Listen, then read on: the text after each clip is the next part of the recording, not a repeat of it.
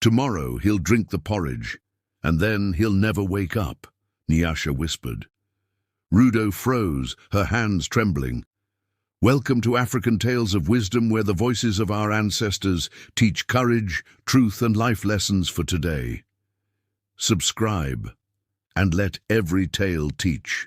Tendai Moyo's home stood tall on a quiet hillside in Borodale, Harare, surrounded by blooming jacaranda trees whose violet petals carpeted the driveway each morning. To the neighbors, his life looked perfect. A successful entrepreneur, a generous employer, and a devoted husband, Tendai seemed to carry a light wherever he went. He had built his wealth from the ground up, starting as a mechanic's apprentice, then rising through years of persistence until he owned a thriving logistics company. Yet, despite his success, he never looked down on anyone. Every worker at Moyo Freight Services spoke of him with respect. When one of his drivers fell ill, Tendai paid for the hospital bills. When another lost his wife, Tendai attended the funeral in person, bringing comfort and support. To him, money meant little if it could not make another person's burden lighter. In his mansion, Rudo Mlambo, his maid of 4 years, moved quietly through the hallways each day. She was young, soft-spoken, and diligent, a woman whose humility masked a quiet strength. Unlike her previous employers, who treated servants like shadows, Tendai spoke to her with kindness. "Rudo," he often said, "you have done more than enough today. Go and rest. You deserve peace, too." Those words, simple but rare, lived in her heart. But beneath the surface of this peaceful home lay whispers of restlessness, whispers that would soon grow into a storm. Tendai's wife, Nyasha, was admired across Harare for her beauty. Her smooth skin, elegant clothes, and confident walk turned heads wherever she went. To outsiders, she was the perfect example of grace and success. Yet inside, she was far from content. To Nyasha, her husband's kindness had become a burden. She craved more excitement, more attention, more danger. Tendai's love, gentle and steady as rain, now felt suffocating to her. "He's too good," she once murmured to herself, staring at her reflection in the mirror. "Too safe, too predictable." And into that emptiness walked Tawanda Chuma, Tendai's oldest friend. They had grown up together in Mbare, 2 boys who once shared roasted maize by the roadside and dreamed of success. But life had treated them differently. Where Tendai's discipline led to prosperity, Tawanda's impatience led him down darker roads. He had tried business, gambling, and even politics, but nothing lasted. Tendai often helped him, lending money, giving him small contracts through his company, and even buying him a used car. To the world, Tawanda was a loyal friend. To Tendai, he was a brother. But deep in Tawanda's heart, jealousy burned like dry grass in the sun. Each time he visited Tendai's mansion, he saw what he didn't have: the house, the respect, the beautiful wife, and something inside him twisted. He smiled in Tendai's presence, but his thoughts whispered bitterly, "Why is this not my life?" It was during one of these visits that Tawanda first noticed Nyasha not as his friend's wife, but as a temptation. Her perfume lingered as she passed, her laughter soft and knowing. Their eyes met for just a moment too long. From that day, boundaries began to fade. A few weeks later, Tendai hosted a small dinner at home for his business partners and friends. The dining room glowed under warm golden lights. The table was filled with sadza, beef stew, roasted vegetables, and bottles of South African wine. Rudo moved quietly, serving food and keeping everything perfect, as she always did. Nyasha sat beside Tendai, smiling politely, though her heart was far away. Across the table, Tawanda's gaze lingered on her once again. She caught his look and didn't look away. Later that night, after the guests had left, Rudo walked through the silent hallway, clearing the dishes. As she passed the veranda, She saw Nyasha standing under the moonlight, her phone pressed to her ear, her voice low and secretive. "Yes, he'll be traveling again next week," she said. "You can come then." Rudo paused. The tone in Nyasha's voice was unfamiliar, soft, trembling, filled with something dangerous. She didn't hear the other end of the call, but when Nyasha ended it, she smiled in a way that sent a chill through Rudo's chest. That night, Rudo lay in her small quarters behind the kitchen, staring at the ceiling. Something was wrong in this house, something she couldn't yet name. When Tendai left for his business trip 2 days later, Nyasha's mood changed entirely. She hummed as she dressed, wore bright lipstick, and sprayed perfume even when she wasn't leaving the house. By evening, there was a knock at the gate. Rudo opened it and froze. Standing there was Tawanda, holding a bottle of red wine, and wearing that familiar, too friendly smile. "Evening, Rudo," he greeted. "Is Madam Nyasha in?"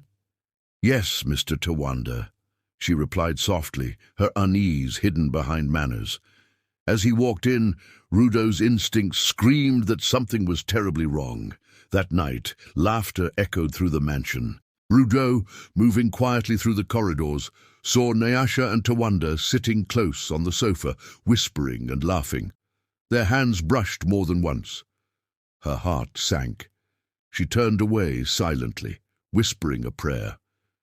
She did not know it then, but that was the night betrayal first took root beneath the jacaranda trees. The rain had stopped that night, leaving the garden soaked and glistening under the moonlight. The faint smell of wet earth drifted through the open windows of the Moyo mansion. Inside, laughter spilled from the living room, soft at first, then louder, almost careless. Rudo moved quietly in the hallway, her bare feet making no sound on the marble tiles. She carried a tray of snacks toward the sitting room, but as she turned the corner, she stopped. There was Nyasha, seated close beside Tawanda on the cream-colored sofa. Their heads leaned toward each other, hands nearly touching. Tawanda whispered something that made Nyasha giggle like a teenager. Rudo's stomach turned. She stood still for a moment, then lowered her eyes and stepped forward. "Excuse me, madam," she said gently. "Your snacks." Nyasha straightened instantly, her face tightening. "Leave them there," she said sharply. "You may go." "Yes, madam," Rudo replied softly.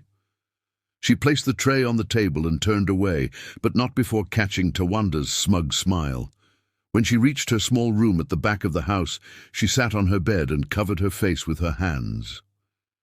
"What is happening to this home?" she thought. Does she not see how much Sir loves her? The next morning, the mansion felt strangely alive. Nyasha hummed as she made breakfast, something she rarely did. She wore perfume even before sunrise, and her smile carried an unspoken secret. Tawanda stayed the night, pretending his car had broken down in the rain. "I'll leave in the morning," he had said.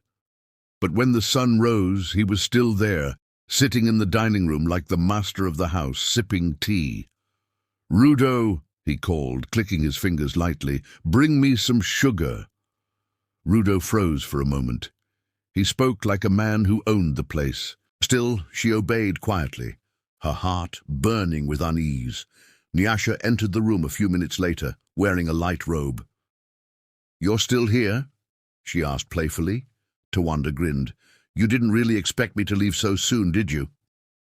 Rudo lowered her eyes, pretending not to hear, but every word stung. When Tawanda finally left, Nyasha stood by the window, watching him drive away. There was a glow in her eyes that Rudo had never seen before. Dangerous, wild, and hungry. Days turned into weeks, and Tawanda's visits grew frequent. Sometimes he came under the excuse of discussing business with Tendai. Other times he appeared when Tendai was away, carrying a bottle of wine or small gifts. Rudo saw it all but said nothing. Each night she prayed quietly, "Lord, protect my master. He is a good man. Do not let wickedness destroy him." One humid evening, while folding laundry in the corridor, Rudo overheard voices from the dining room. She recognized them instantly. Nyasha and Tawanda. Their tones were low, secretive. She moved closer, careful not to be seen. "Tendai is too blind," Tawanda whispered. "He will never suspect, but we can't keep sneaking around forever." Nyasha sighed. "What do you suggest then? Divorce? That would ruin my image. People would call me ungrateful. I can't live like that." "Then free yourself another way," Tawanda said softly. "If he were gone, everything would be yours. The house, the company, the cars, the money. You wouldn't have to hide anymore." Rudo's breath caught. Her heart thudded painfully. "Tawanda, don't talk like that," Nyasha said quickly, but her voice trembled, not with fear, but curiosity. Tawanda leaned closer. "I mean it, Nyasha. I can take care of it, slowly, quietly. He'll just fall sick and everyone will pity you, the grieving widow. You'll inherit everything, and we can finally be together." There was a long silence. Then Nyasha's voice came again, softer, weaker. "Are you sure no one will find out?" Tawanda smiled. "Trust me." Rudo nearly dropped the towel in her hands. Poison, betrayal, murder. She backed away from the corridor, trembling, her vision blurring with tears. She wanted to scream, to run into the room and stop them, but fear rooted her to the spot. She fled to her room, locked the door, and sank to her knees. "No, no, no," she whispered, shaking. "How can Madam do this? How can she plot against such a kind man?" That night she didn't sleep. She lay awake, staring at the dark ceiling, her heart heavy with fear and confusion. When Tendai returned from his trip 2 days later, the mansion filled with laughter again. He brought gifts for everyone, new shoes for Rudo, perfume for Nyasha, chocolates from Johannesburg for the guards. "My queen," he said warmly, handing Nyasha a box wrapped in silver paper. "This one reminded me of you." Inside lay a delicate diamond necklace that sparkled under the lights. Nyasha gasped softly, forcing a smile. "Oh, Tendai, it's beautiful," she said, though her voice wavered. Rudo stood nearby, watching her. Nyasha's eyes didn't shine with love, only guilt. Later that evening, as Tendai showered, Rudo passed by the kitchen and froze. Nyasha stood over the cooking pot, sprinkling something white and powdery into the stew. Rudo's blood turned cold. When Nyasha turned and saw her standing there, she stiffened. "What are you doing here?" I came to get the tray," Rudo stammered. Nyasha's gaze hardened. "Then take it and go." Rudo obeyed, her hands shaking as she left the kitchen. The image of the white powder burned into her mind. When the food was served, Tendai sat at the table, smiling as always. "My favorite stew," he said happily. Rudo stood in the corner, heart pounding. She couldn't let him eat. Not this time. When Nyasha's phone rang suddenly, she excused herself, walking upstairs to answer. The moment she was gone, Rudo hurried to Tendai's side. "Sir," she whispered urgently, her voice trembling, "please don't eat that food." Tendai paused, fork halfway to his mouth. "What are you saying, Rudo?" Tears welled in her eyes. "Madam, she put something in it. Please believe me. She and Tawanda want to harm you. I heard them. I saw her tonight." The color drained from Tendai's face. His hand shook. "That's not possible," he whispered. "You must be mistaken." Rudo shook her head, desperate. "No, sir, I would never lie to you. Please don't eat. Change the food. And, sir, install cameras. See the truth for yourself." Tendai stared at her, his heart torn. He had known Rudo for years, loyal, quiet, honest. He wanted to believe his wife, but something in Rudo's trembling eyes made him stop.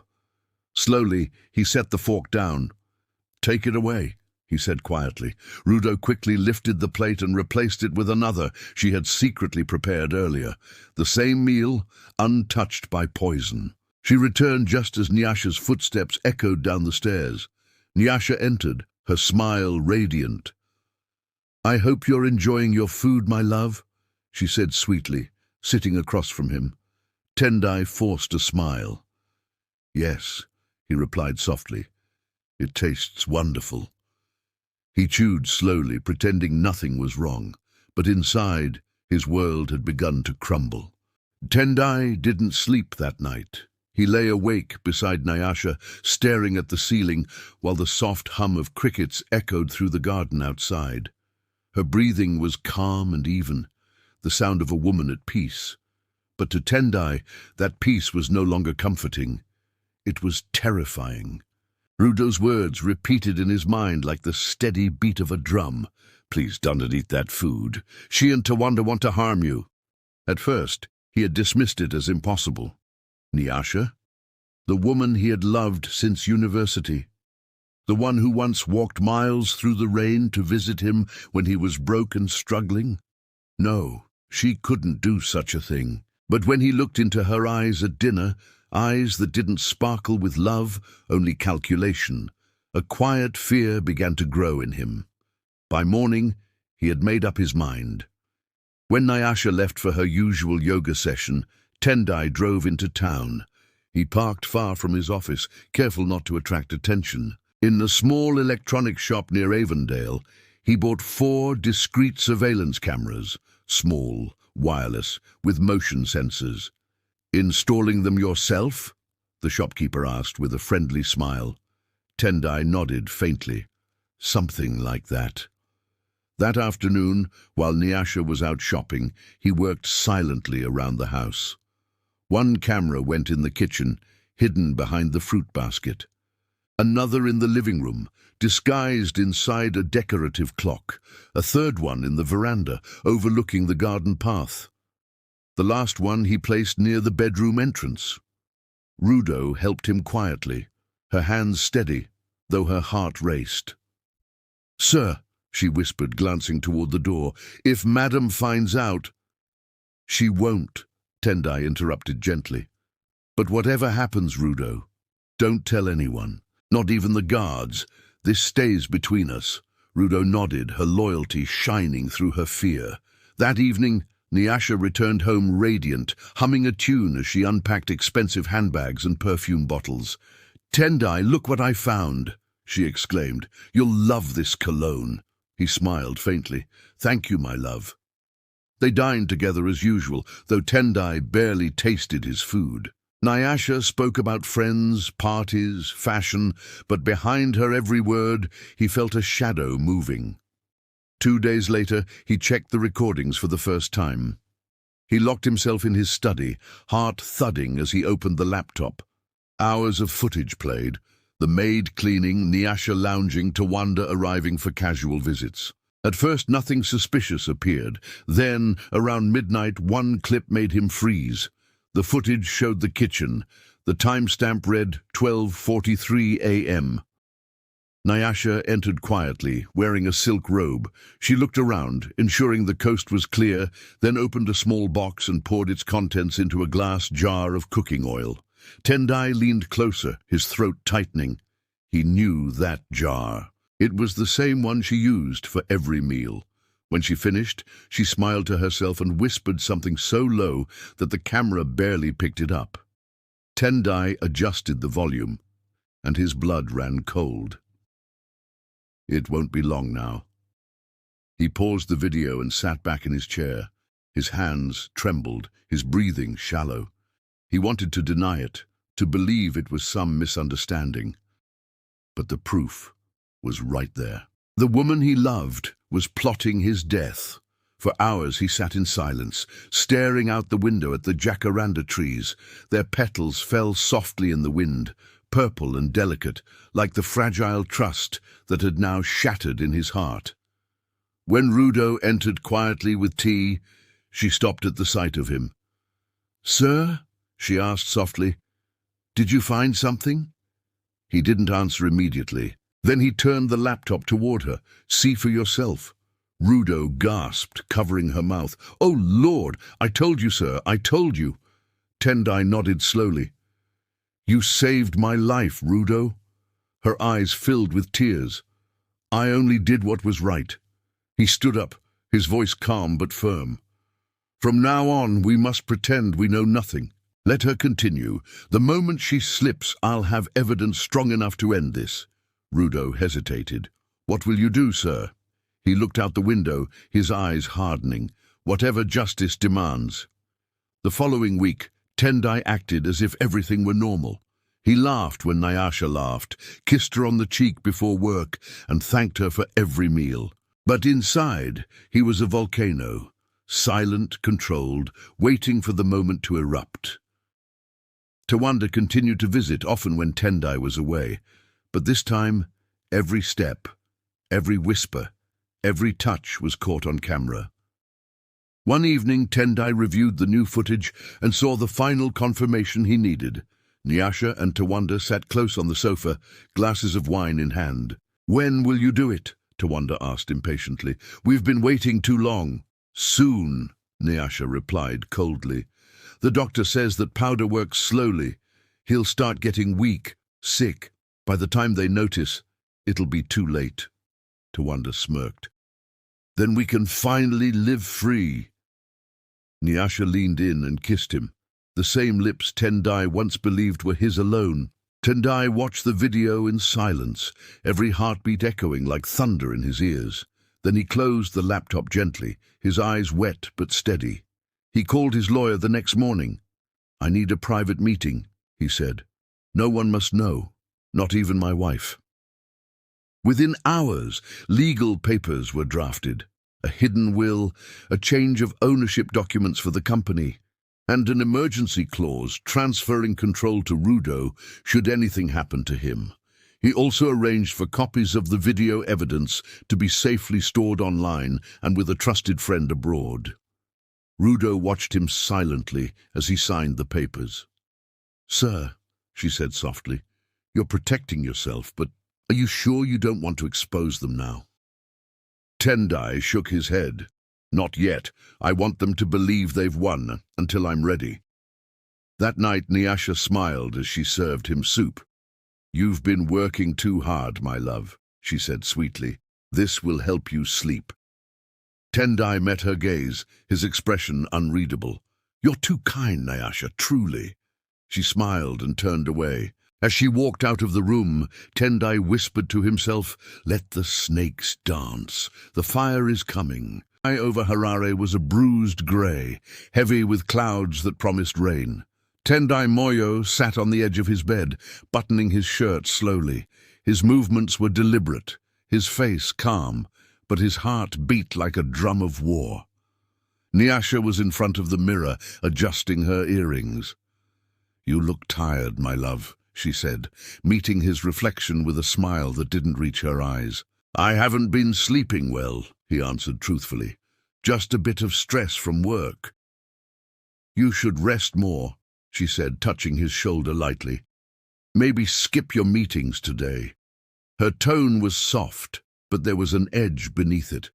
A hunger to keep him home, where she could control what he ate when he slept, how the plan would unfold. Tendai forced a smile. "Perhaps you're right. I'll stay home today." She turned, triumphant. "Good. I'll make your favorite porridge." When she left the room, he exhaled shakily. He picked up his phone and sent a short, coded message to his lawyer. "Begin the plan." Then he opened another chat and texted Rudo. "Be ready. Today we end it." In the kitchen, Nyasha stirred the porridge slowly. She hummed a tune, an old love song from her youth, as she poured a small amount of white powder from a folded piece of paper into the steaming pot. It dissolved instantly. She smiled.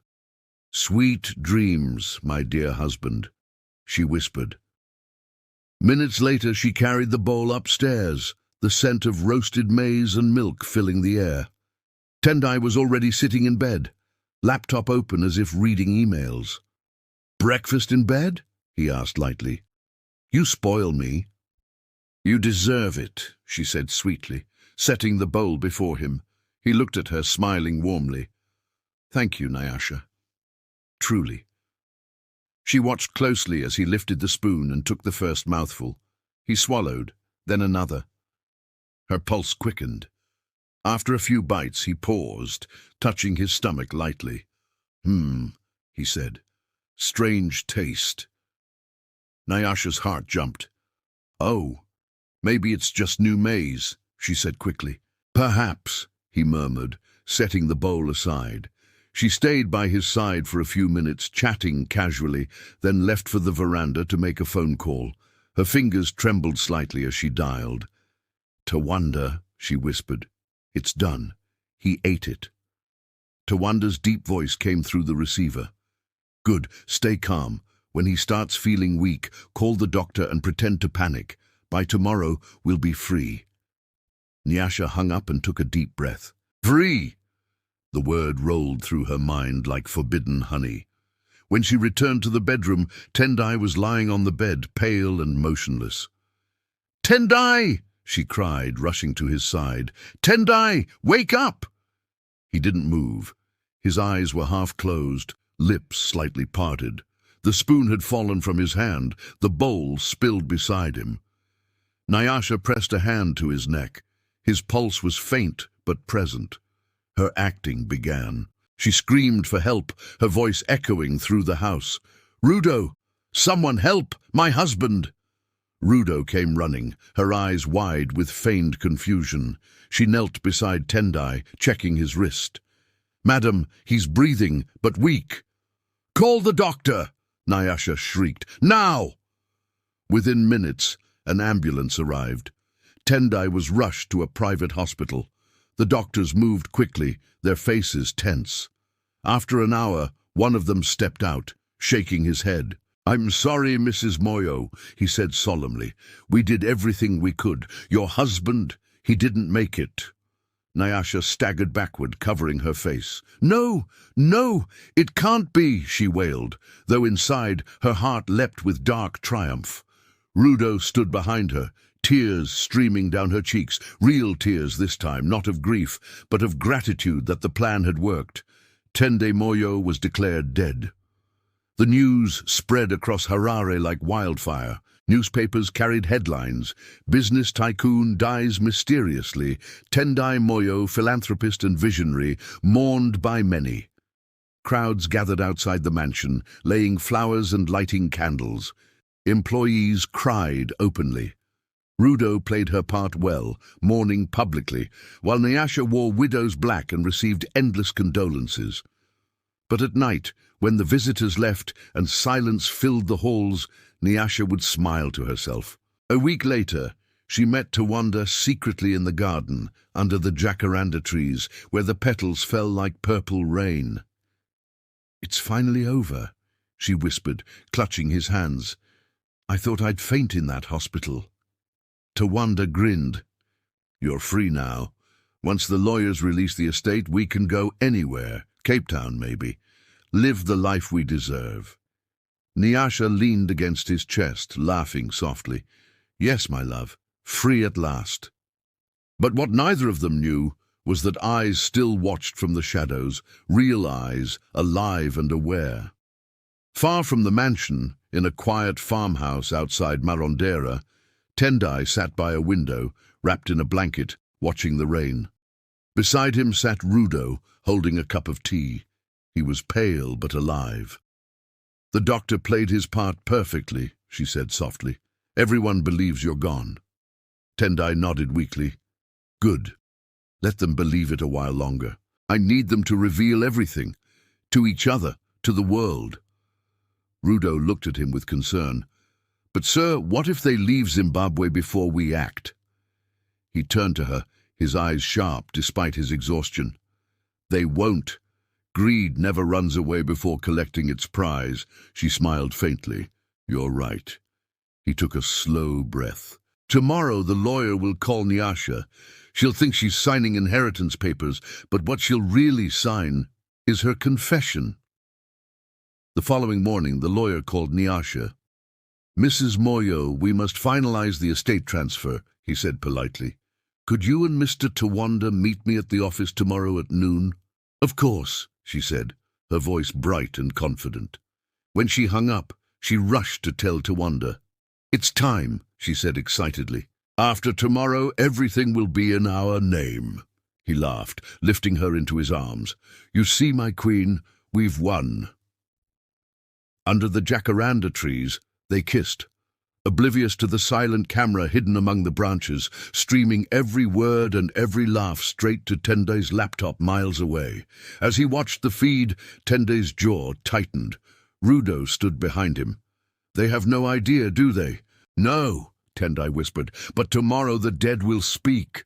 That night thunder rolled over Harare. Nyasha couldn't sleep. She tossed and turned, haunted by dreams of Tendai's voice calling her name from the shadows. Nyasha, why?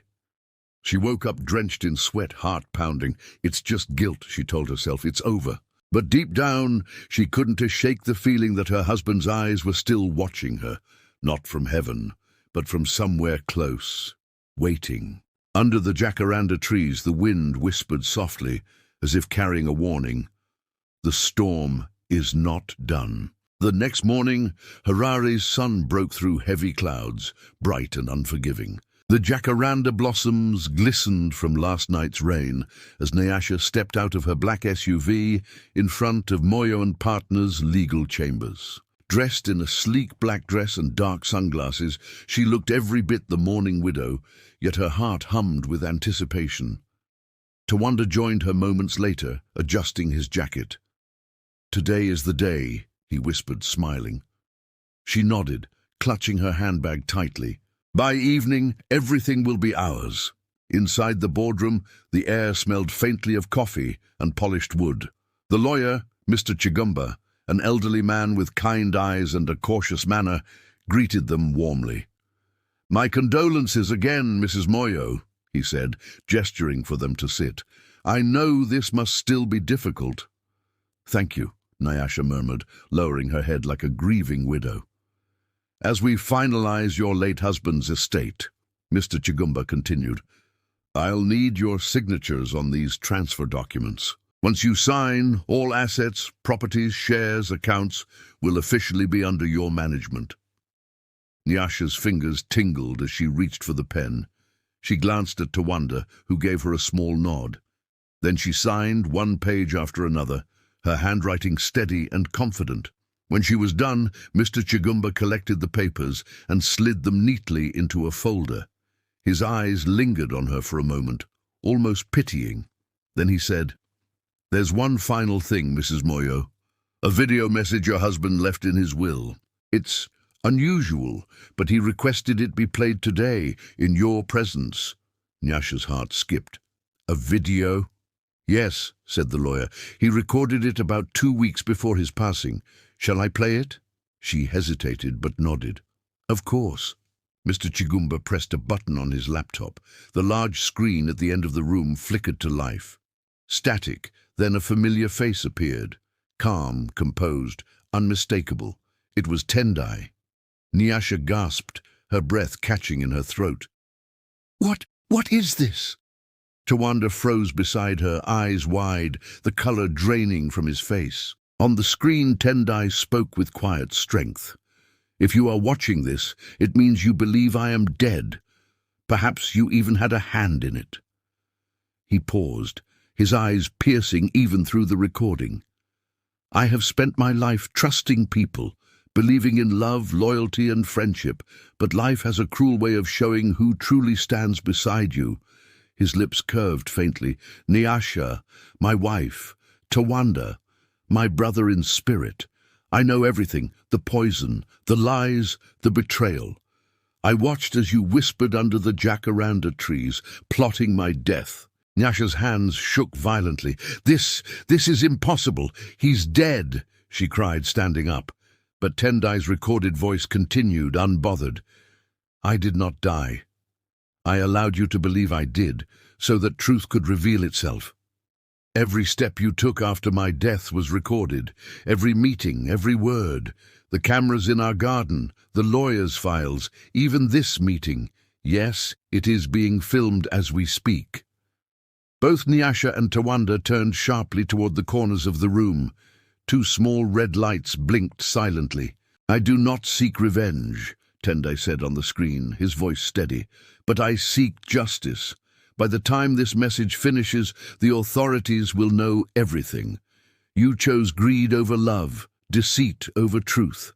Now let the law decide what you deserve." The video ended. Silence swallowed the room. Then from the doorway a voice spoke, calm, living, unmistakably real. "Or," it said softly, "we can let the truth speak for itself." They turned. Tendai Moyo stood there, alive, breathing, dressed in a simple grey suit. Nyasha's scream pierced the air. She stumbled backward, crashing into her chair. "No! You're supposed to be dead!" Tawanda stood frozen, eyes darting toward the exit, but uniformed police officers had already stepped in, blocking the doors. Tendai walked slowly into the room, his presence commanding, though his face carried deep sorrow. "You tried to bury me," he said quietly, "but lies never bury the truth." Tawanda stammered, "Tendai, listen, it was her idea, I swear." "Enough!" Tendai's voice thundered, cutting him off. "You both had a choice. You could have chosen honesty. Instead, you chose poison." Two officers stepped forward. "Mrs. Moyo, Mr. Tawanda, you are under arrest for attempted murder and conspiracy." Nyasha collapsed into her chair, sobbing hysterically. "Tendai, please, I loved you. I just—" "Loved me?" He interrupted, his tone breaking. "Love does not mix poison. Love does not plot with another under my own roof." As the officers led them away, Tawanda struggled, shouting, "You'll regret this, Tendai. You think you've won, but you've lost everything." Tendai stood silently as they were dragged out. When the doors finally closed, he exhaled slowly, feeling the years of pain lift, just a little. That evening, back at the mansion, the jacaranda trees swayed gently in the wind. The house was quiet now, peaceful in a way it hadn't been for months. Rudo was waiting in the courtyard, a tray of tea in her hands. "It's done?" she asked softly. "Yes," Tendai said, his voice tired but calm. "Justice has spoken." She looked at him carefully.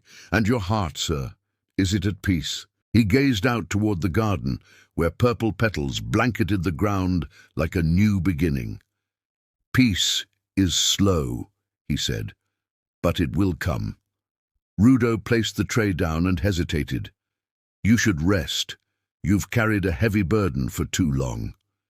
He turned to her, a faint smile touching his lips. "I couldn't have carried it without you." She lowered her eyes shyly. "I only did what was right." "Doing what's right," he said softly, "is the rarest form of courage." The silence between them was warm, not awkward. Outside, thunder rumbled faintly in the distance, but the storm had passed over Harare. It was moving on. Rudo turned to leave, but he stopped her gently. "Rudo," he said, his voice steady, "when all this began, I thought the people who shared my blood and my bed were my family. But today I learned, family is not who you live with. It's who stands with you when the world turns dark." Her eyes glistened. "Sir." He smiled faintly. "No titles tonight. Just Tendai." For a long moment they stood together under the jacaranda tree, the same one where betrayal had once been whispered. Now it bore witness to something different, hope reborn. As the wind carried the petals across the yard, Tendai said quietly, "Maybe the world takes everything from us so we can see what truly matters." Rudo nodded. "And what truly matters, sir?" He looked at her gently.